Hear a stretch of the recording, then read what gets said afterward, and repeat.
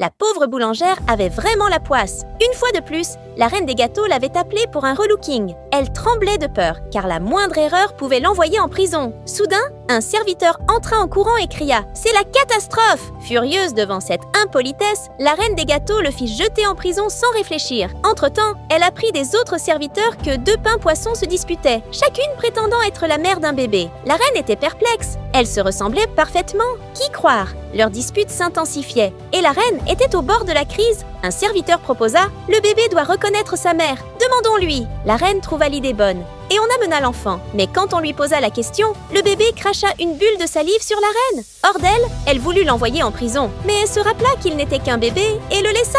Par contre, celui qui avait eu l'idée n'eut pas cette chance. Les autres serviteurs, effrayés, s'enfuirent. Il ne restait plus personne. La reine tourna alors les yeux vers la boulangère.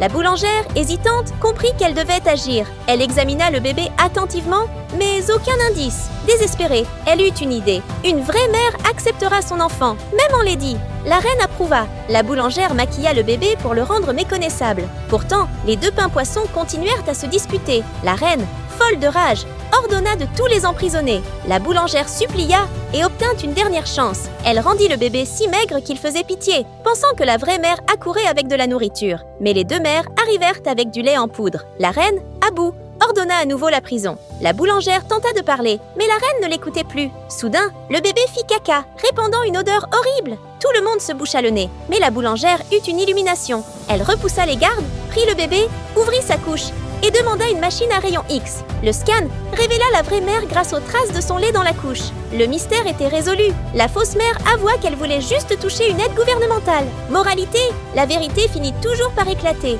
peu importe le mensonge. Pour la partie 2, abonne-toi et laisse le drapeau de ton beau pays en commentaire.